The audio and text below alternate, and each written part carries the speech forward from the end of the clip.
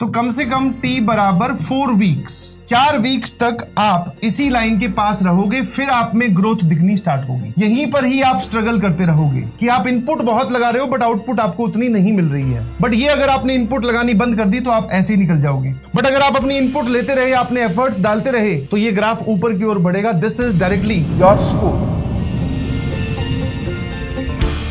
हौसले के लिए 2 लाइन है, ध्यान सुनिएगा प्लीज, जो आपकी सिचुएशन है उसको रिलेट करती हुई 2 लाइंस है। ख्वाहिशों के टुकड़े करके बेहिसाब, लो फिर बैठ गया हूं मैं फिर से खोल के किताब। ख्वाहिशों के टुकड़े करके बेहिसाब, फिर बैठ गया हूं मैं खोल के किताब, क्योंकि मेरे खिलाफ हर उठी हुई उंगली का मुझे देना है मुंह तोड़ जवाब। तो जिसने आप पे शक किया है कभी भी, उसको जवाब देने का वक्त आ गया है। वक्त बाद में आएगा, पहले मेहनत करने का वक्त है, फिर आपका जो रिजल्ट आएगा वो अपने आप जवाब दे देगा। एक मैं आपको महामंत्र बता रहा हूं। एक बच्चा है स्टूडेंट ए, जो कि यहां बैठा है और उसके हाथ ऐसे फोल्ड है। उसके सामने सवाल आया, उसने हाथ फोल्ड कर रखे और सामने देखकर, तो स्टूडेंट ए तो ये है, स्टूडेंट बी है, करके देखना पड़ेगा, करके देखना पड़ेगा। डिफरेंट मेथड्स लगाने पड़ेंगे। बट हाँ, स्टूडेंट बी एटीट्यूड रखता है कि उसने क्लास में बहुत सारे सवाल सॉल्व किए हैं। अब उसके तरीके उसको याद है कि सर ने ऐसा किया था, ऐसा किया था, करके देखते हैं। आप इन दोनों में से कौन सी वैरायटी में, अगर आप इसमें लाई करते हैं तो प्लीज इसमें शिफ्ट हो जाइए, बिकॉज सीखने का सिर्फ यही रास्ता है। यहां पर आपके नंबर या आपकी ग्रोथ कुछ नहीं होगी। करके देखना पड़ेगा ही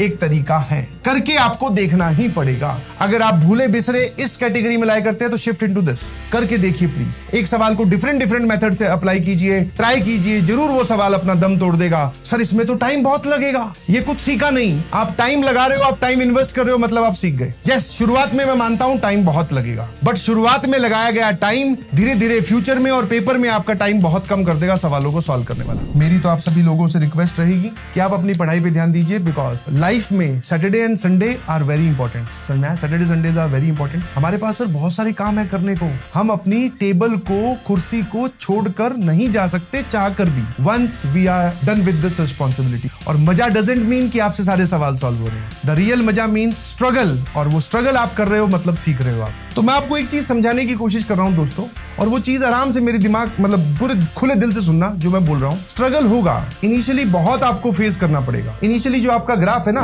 वो करीबन आप बोल सकते हो, अगर मैं टाइम की बात करूं तो टाइम के रिस्पेक्ट में यहां पर आपका t बराबर 0 था, तो कम से कम t बराबर 4 वीक्स, 4 वीक्स तक आप इसी लाइन के पास रहोगे, फिर आप में ग्रोथ दिखनी स्टार्ट होगी। This is your growth path. यहीं पर ही आप स्ट्रगल करते रहोगे कि आप इनपुट बहुत लगा रहे हो बट आउटपुट आपको उतनी नहीं मिल रही है। बट ये अगर आपने इनपुट लगानी बंद कर दी तो आप ऐसे ही निकल जाओगे। बट अगर आप अपनी इनपुट लेते रहे, आपने एफर्ट्स डालते रहे, तो ये ग्राफ ऊपर की ओर बढ़ेगा। This is directly your score, या फिर आप बोल सकते हो परफॉर्मेंस बोल दीजिए। आपका जो स्कोर और परफॉर्मेंस है वो बाय द टाइम इंप्रूव होगा। मैंने आपको पहले भी बोला था, मैं फिर बोल रहा हूं कि स्ट्रगल रहेगा, और जब तक स्ट्रगल रहेगा दैट मींस आप सीखने वाली, लर्निंग वाली फेज में हो। जिस दिन वो स्ट्रगल खत्म हो गई, समझ लेना कुछ नहीं सीख रहे। घबराए नहीं, आप इतनी दूर आए हैं और भी आगे जाना है।